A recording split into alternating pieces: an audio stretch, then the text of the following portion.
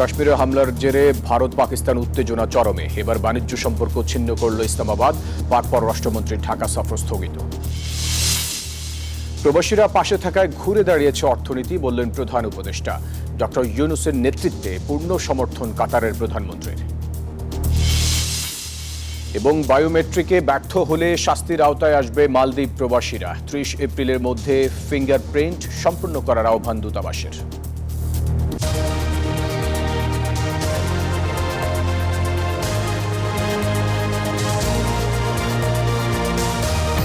স্বাগত প্রবাসী নিউজ 24 সংবাদে। পুরো সংবাদে আপনাদের সাথে আছি আমি ফয়সাল মাহমুদ। দর্শক দেখছিলেন সংবাদ শিরোনামগুলি। চলে যাব পুরো খবরে। কাশ্মীরে জঙ্গি হামলায় পাল্টাপাল্টি পদক্ষেপে উত্তপ্ত ভারত পাকিস্তান সম্পর্ক।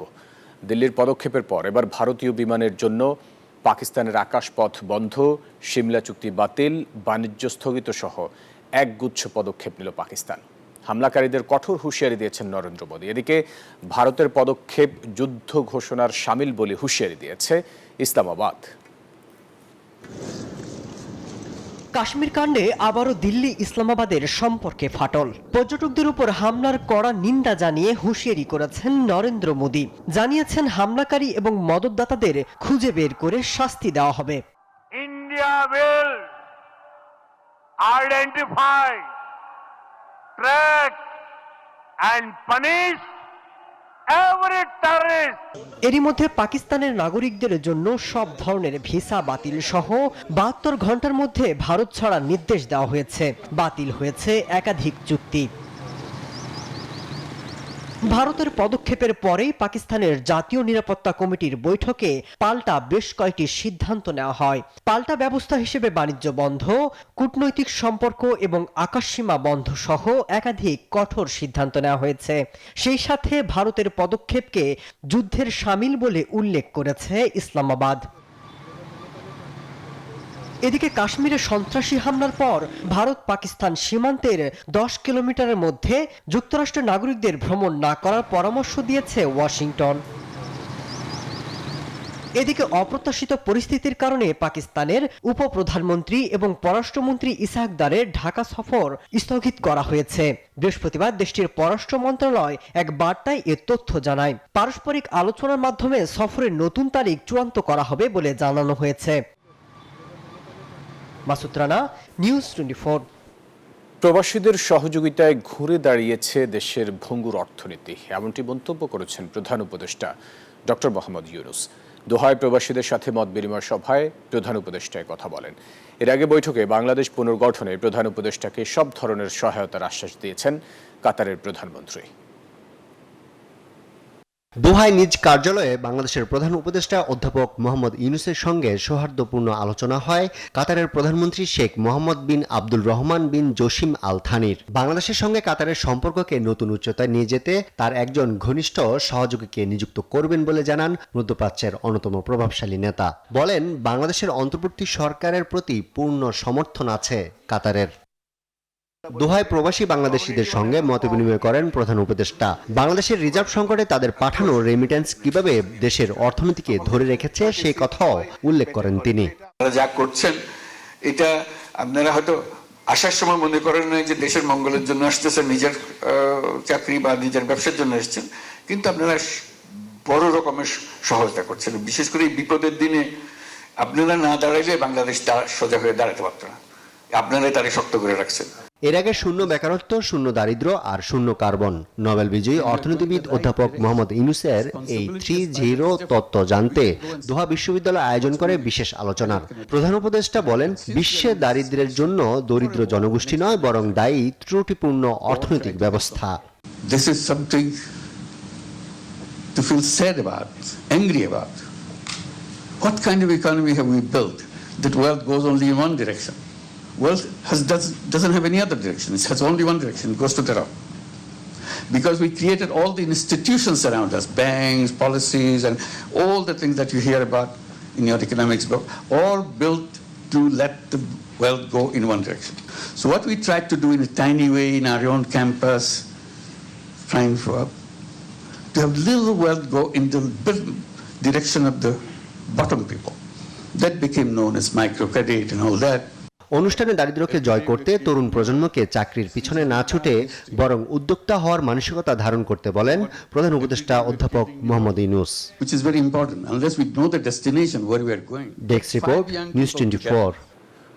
বাংলাদেশিদের বৈধ করার উদ্যোগ নিয়েছে মালদ্বীপ সরকার। আগামী 30 এপ্রিলের মধ্যে বায়োমেট্রিক তথ্য জমা দেওয়ার আহ্বান জানানো হয়েছে। বাধ্যতামূলক করা হয়েছে ফিঙ্গারপ্রিন্ট।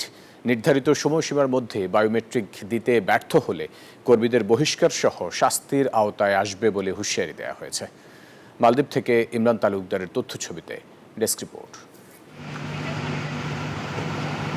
মালদ্বীপে অপারেশন কুরাঙ্গি নামের এক বিশেষ অভিযানের অধীনে দেশটিতে বসবাসরত অভিবাসী কর্মীদের বায়োমেট্রিক তথ্য সংগ্রহ কার্যক্রম শুরু করেন 2024 সালের মে মাসে, যার অধীনে এখন পর্যন্ত 25,000-এরও বেশি অভিবাসীদের তথ্য সংগ্রহ করেছে দেশটি।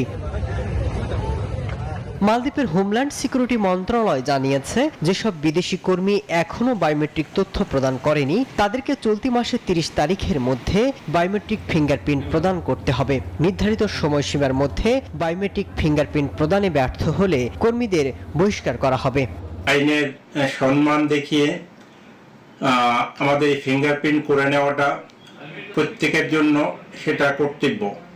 আদারওয়াইজ আপনারা 25 তারিখের পরে বিভিন্ন আইনগত সমস্যার বা জটিলতার মধ্যে পড়ে যেতে পারেন। আপনারা যদি আইন অমান্য করেন তাহলে কিন্তু আপনাদেরকে রাখবে না। অতএব আপনারা দয়া করে যে আইল্যান্ডে আছেন ওইখানে সিটি কাউন্সিল আছে, আপনারা যোগাযোগ করে আপনাদের ফিঙ্গারপ্রিন্ট করে ফেলেন।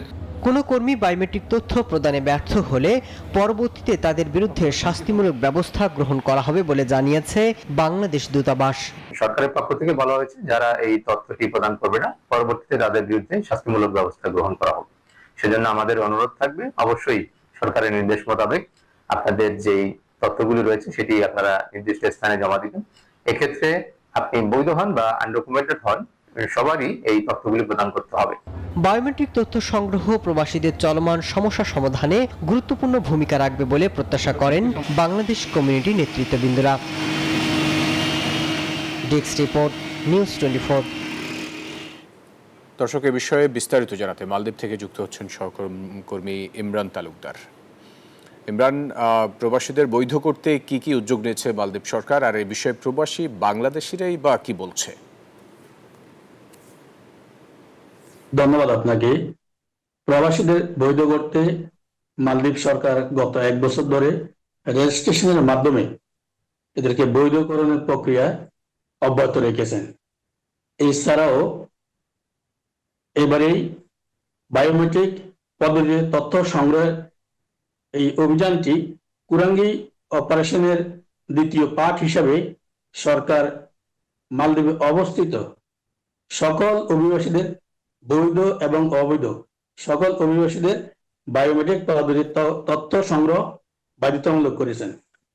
যারা এই তথ্য সংগ্রহে ব্যর্থ হবেন তাদের জন্য আগামী মে মাস থেকে দেশে ফেরত পাঠানোর প্রক্রিয়া সরকার গ্রহণ করবেন। এছাড়াও বাংলাদেশ কমিউনিটির নেতৃবৃন্দ যারা আছেন তারা মনে করেন এই তথ্য সংগ্রহের মাধ্যমে মালদ্বীপে অবস্থিত বাংলাদেশি প্রবাসীদের বৈধকরণ প্রক্রিয়া ত্বরান্বিত হবে। এছাড়াও মালদ্বীপের ভারপ্রাপ্ত হাই কমিশনার গত সপ্তাহে বিভিন্ন তথ্য সংগ্রহের কেন্দ্র ভিজিট করেন এবং বাংলাদেশিদেরকে অনুরোধ জানান যেন সকলেই, বৈধ এবং অবৈধ যারা আছেন সকলে যেন এই তথ্য প্রক্রিয়া অংশগ্রহণ করেন এবং তথ্য প্রদানে সম্পূর্ণভাবে ব্যর্থ হলে বাংলাদেশের সুনাম যেভাবে বৃদ্ধি পাবে এবং সকল কর্মীরাই আপনার অবৈধ বলে গণ্য হবে, যার ফলশ্রুতিতে আমাদের দেশের সুনাম যেভাবে নষ্ট হবে এবং সরকার হোমল্যান্ড সিকিউরিটির মন্ত্রণালয়ের আন্ডারে যে কুরাঙ্গি অপারেশন অব্যাহত রেখেছেন সেই অপারেশনের মাধ্যমে যারা ধরা পড়বেন তাদেরকে দেশে ফেরত পাঠাবেন। এছাড়াও ধন্যবাদ। এই ছিল আমার কাছে সর্বশেষ সংবাদ। ইমরান, আপনাকে ধন্যবাদ আমাদের সাথে যুক্ত থাকার জন্য। স্পেনে নবনিযুক্ত বাংলাদেশের রাষ্ট্রদূত মাসুদুর রহমান আনুষ্ঠানিকভাবে দায়িত্ব গ্রহণ করেছেন। এ উপলক্ষে মাদ্রিস্থ বাংলাদেশ দূতাবাসের কর্মকর্তারা তাঁকে শুভেচ্ছা জানান। দায়িত্ব গ্রহণের প্রথম দিনে রাষ্ট্রদূত প্রবাসী সাংবাদিকদের সাথে সৌজন্য সাক্ষাৎ ও মত বিনিময় করেন। এ সময় তিনি স্পেনে বাংলাদেশি প্রবাসীদের কল্যাণে তাঁর বিভিন্ন পরিকল্পনা ও অগ্রাধিকার তুলে ধরেন।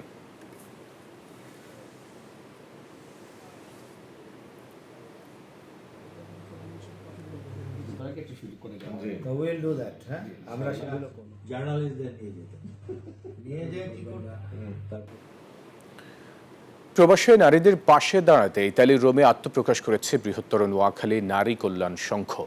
আংশিক কমিটি ঘোষণা করে বৃহত্তর নোয়াখালী সমিতি। শাহিন আক্তার সভাপতি, আখি সীমা কাউসার সাধারণ সম্পাদক, কামরুন্নাহার কাকুন যুগ্ম সাধারণ সম্পাদক ও তিশা সেনগুপ্তাকে সাংগঠনিক সম্পাদক নির্বাচিত করা হয়।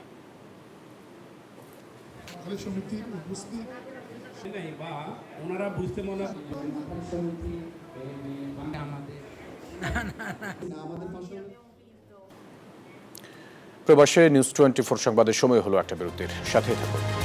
আবারও স্বাগত প্রবাসী নিউজ 24 সংবাদে। যে কোনো মূল্যে বাংলাদেশে গণতন্ত্র প্রতিষ্ঠা করতে হবে, নিশ্চিত করতে হবে ভোটের অধিকার, এমনটি মন্তব্য করেছেন বিএনপির ভারপ্রাপ্ত চেয়ারম্যান তারেক রহমান। তিনি বলেছেন, ভোট ও রাজনৈতিক অধিকার বাধাগ্রস্ত হলে ধ্বংস হবে সবকিছু। উত্তরাঞ্চলের 3 জেলায় 31 দফার কর্মশালায় তারেক রহমান বলেন, জনকল্যাণে বিএনপি যেসব অঙ্গীকার করেছে ক্ষমতায় গেলে অবশ্যই সেসব বাস্তবায়ন করা হবে। উত্তরাঞ্চলের 3 জেলা দিনাজপুর, ঠাকুরগাঁও আর পঞ্চগড়ের দলীয় নেতাকর্মীদের নিয়ে রাষ্ট্র মেরামতে 31 দফা ও জনসম্পৃক্তি কর্মশালা করে বিএনপি, যেখানে বিভিন্ন পয়েন্টে প্রশ্ন করেন মাঠ পর্যায়ের নেতাকর্মীরা। বিস্তারিত উত্তর দেন দলের ভারপ্রাপ্ত চেয়ারম্যান তারেক রহমান।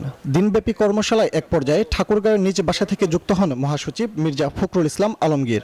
বিএনপি হচ্ছে সেই দল যেই দল প্রথম থেকেই সংস্কার দিয়েই বাংলাদেশকে পরিবর্তন আনতে চেয়েছে, শহীদ প্রেসিডেন্ট জিয়া রহমানের সময় থেকেই। বহুদলীয় গণতন্ত্র থেকে শুরু করে আজকে 31 দফা পুরোটাই বাংলাদেশকে সমৃদ্ধ করা। প্রধান অতিথির বক্তব্যে রাজনীতি, অর্থনীতি সহ নানা বিষয়ে কথা বলেন বিএনপির ভারপ্রাপ্ত চেয়ারম্যান। ক্ষমতায় গেলে কিভাবে রাষ্ট্র পরিচালনা করবেন, কিভাবে জনগণের ভাগ্য বদলে কাজ করবেন, জানান সেই পরিকল্পনার কথাও। 100 ভাগ ভালো কাজের মধ্যে 70 ভাগ বিএনপি করেছে, কাগজ কলমের হিসাব।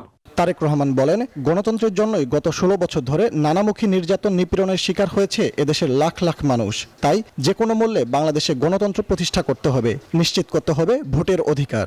বিগত 15 বছর ধরে গণতন্ত্রের প্রতিষ্ঠা, যেই সংগ্রামের জন্য আমাদের বহু নেতাকর্মী গুম খুনের শিকার হয়েছে, বহু নেতাকর্মী আমাদের আজকে পঙ্গুত্ব বরণ করেছে, তাদের এই বলিদানকে কোনোভাবে বৃথা দিতে যাওয়া যাবে না। যে বাংলাদেশে যে কোনো মূল্যে গণতন্ত্র প্রতিষ্ঠিত হতে হবে, বাংলাদেশে যে কোনো মূল্যে মানুষের ভোটের অধিকারকে প্রতিষ্ঠিত করতে হবে। দলের শীর্ষ এ নেতা বলেন, বিএনপি বিশ্বাস করে জনগণই সকল ক্ষমতার উৎস। নেতাকর্মীদের উদ্দেশ্যে পরিষ্কার বার্তা দেন, ভোটে জয়ী হতে হলে জনগণের কাছে যেতে হবে, সঙ্গে রাখতে হবে সাধারণ মানুষকে। আপনার ভোট যদি আপনার পক্ষে আনতে হয়, আপনাকে জনগণের কাছে যেতে হবে। আপনাকে যদি জয়ী হতে হয়, আপনাকে জনগণের কাছে যেতে হবে। আপনার সংস্কার কার্যক্রমকে যদি আপনার চলমান রাখতে হয়, বাস্তবায়ন করতে হয়, আপনাকে জনগণের কাছে যেতে হবে। অর্থাৎ জনগণ ছাড়া কোনো উপায় নেই আমাদের, এটি মনে রাখতে হবে। 3 দিনব্যাপী এই কর্মশালা শেষ হলেও 31 দফা নিয়ে গ্রামগঞ্জে ছড়িয়ে পড়তে নেতাকর্মীদের প্রতি নির্দেশ দেন বিএনপির ভারপ্রাপ্ত চেয়ারম্যান। মানসিকভাবে আমি একদম ফজলে রাব্বি সৌরভ, নিউজ 24। নির্বাচন নিয়ে জনদাবি পূরণে ঐকমত্য কমিশনের সংস্কারের দিকে তাকিয়ে থাকবেন আইসি। অস্ট্রেলিয়ার হাই কমিশনারের সাথে বৈঠক শেষে এমন মন্তব্য করেছেন সিএসি এএমএম নাসির উদ্দিন। তিনি জানান, নিজেদের ক্ষমতার মধ্যে যা যা আছে তা নিয়ে ভোটের প্রস্তুতি নিচ্ছে কমিশন। বৃহস্পতিবার সকালে প্রধান নির্বাচন কমিশনারের সঙ্গে দেখা করতে নির্বাচন ভবনে আসেন অস্ট্রেলিয়ার রাষ্ট্রদূত সুসান রাইলি। জানতে চান আগামী নির্বাচনের প্রস্তুতি বিষয়ে। বলেন, বাংলাদেশে অবাধ ও নিরপেক্ষ নির্বাচনের জন্য যে কোনো সহযোগিতা করতে প্রস্তুত রয়েছে তার দেশ। বৈঠক শেষে সাংবাদিকদের সঙ্গে কথা বলেন প্রধান নির্বাচন কমিশনার। বলেন, ভোটের প্রস্তুতিতে নির্বাচনের আগে যা যা করা দরকার সেসব কাজ সম্পন্ন করছে ইসি। প্রয়োজনীয় যত কাজকর্ম আছে ইলেকশনের জন্য সেগুলো আমরা করার জন্য উদ্যোগ নিয়েছি এবং we are seriously working on those area. ঐক্যমত্য কমিশন থেকে তো ওনারাই দিবেন যে কখন কিভাবে কি করবেন, এটা আমাদের হাতে নাই। সুতরাং আমরা অনেকগুলো যেগুলো রাজনৈতিক বিষয় আছে, যেগুলোতে রাজনীতি ইনভলভ আছে, এটা ওনারা করে আমাদের সিদ্ধান্ত আমরা তখন জানবো। এটা নিয়ে কী দেন, কী ধরনের দেন আমরা তো আর জানি না। যেগুলো আমাদের ক্ষমতার মধ্যে আছে, আমাদের ইলেকশনের আগে যেগুলো আমরা প্রয়োজনীয় মনে করছি বা করা সম্ভব মনে করছি, we are working on that. Open, free and fair elections. Australia stands by Bangladesh. এদিকে একই দিন দুপুরে নির্বাচন কমিশন ভবনে আসেন ঢাকা দক্ষিণ সিটি কর্পোরেশনের মেয়র হিসেবে নির্বাচনী ট্রাইব্যুনালের রায় পাওয়া ইশরাক হোসেন। এই সংক্রান্ত গেজেট প্রকাশের অগ্রগতি কি তা জানতে চান নির্বাচন কমিশনারের কাছে। কমিশনে পৌঁছানোর পরে 10 দিনের মধ্যে গ্যাজেটটি প্রকাশ করতে হবে এবং 15 তারিখে আমরা এই যে ফাইলটি আমরা ইলেকশন কমিশনে জমা দিয়েছিলাম। ঢাকা দক্ষিণ সিটির 2020 সালের নির্বাচনে ফজলে নূর তাপসকে বিজয়ী ঘোষণা করা হয়েছিল। গত 27 মার্চ সেই ফল বাতিল করে বিএনপি নেতা ইশরাক হোসেনকে মেয়র ঘোষণা করে রায় দেয় ঢাকা নির্বাচনী ট্রাইব্যুনাল। সামিয়া মাহতাব রোজা, নিউজ 24, ঢাকা।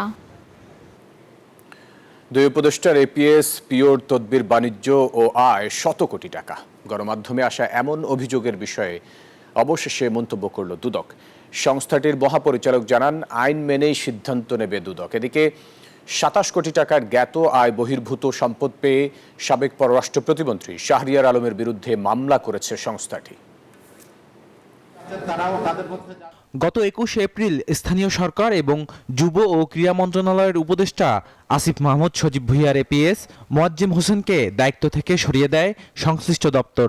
একইভাবে দায়িত্ব থেকে সরিয়ে দেওয়া হয় স্বাস্থ্য মন্ত্রণালয়ের উপদেষ্টা নূরজাহান বেগমের ব্যক্তিগত সহকারী তুহিন ফারাবিকেও। নিজ নিজ পদের ক্ষমতার ব্যবহার করে দীর্ঘদিন ধরে এই দুই কর্মকর্তার বিরুদ্ধে বিভিন্ন মন্ত্রণালয় ঘুরে ঘুরে দুর্নীতি ও তদবির বাণিজ্যের অভিযোগ ওঠে। এ নিয়ে বিভিন্ন গণমাধ্যমে সংবাদ প্রচারিত হলে তা বেশ আলোচনার জন্ম দেয়। সদ্য চাকরিচ্যুত এই দুই কর্মকর্তার দুর্নীতির অভিযোগ দুদক খতিয়ে দেখবে কিনা সাংবাদিকদের এমন প্রশ্নে সংস্থাটির মহাপরিচালক জানান, আইনি প্রক্রিয়া মেনেই কার্যক্রম শুরু করবে দুদক। আপনার এমনটা মনে করার কোনো কারণ নাই যে এই বিষয়ে কোনো সিদ্ধান্ত গৃহীত হবে না।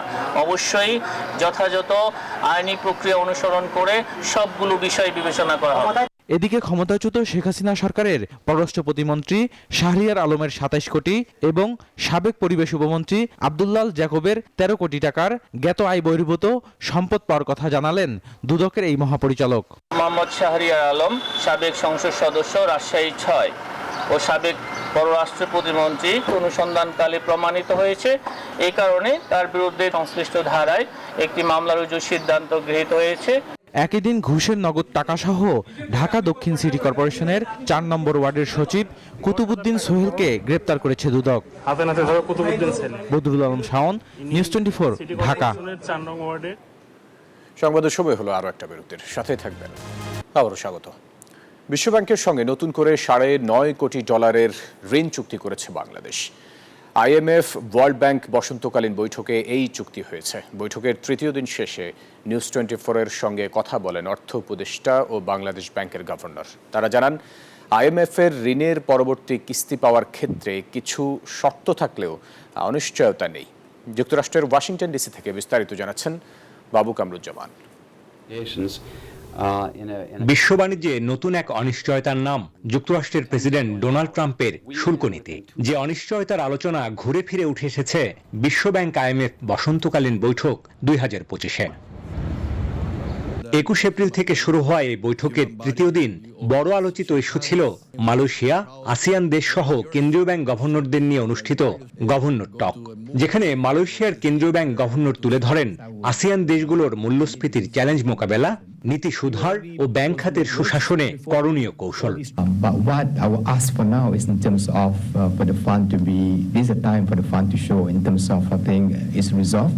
তবে এদিন বাংলাদেশ প্রসঙ্গে সরাসরি আলোচনা না থাকলেও প্রত্যাশার ঝুলিতে যোগ হয়েছে চট্টগ্রামের বে টার্মিনাল নির্মাণের জন্য $6.5 কোটি, সামাজিক নিরাপত্তা ও সক্ষমতা বৃদ্ধিতে $2 কোটি আর আগের দিনের $1 কোটি বাজেট সহায়তা চুক্তি। সব মিলে এবারের সম্মেলনে বিশ্বব্যাংকের সাথে $9.5 কোটি ঋণ চুক্তি করেছে বাংলাদেশ। আজকে আমরা ওয়ার্ল্ড ব্যাংকের 3টা চুক্তি সই করেছি।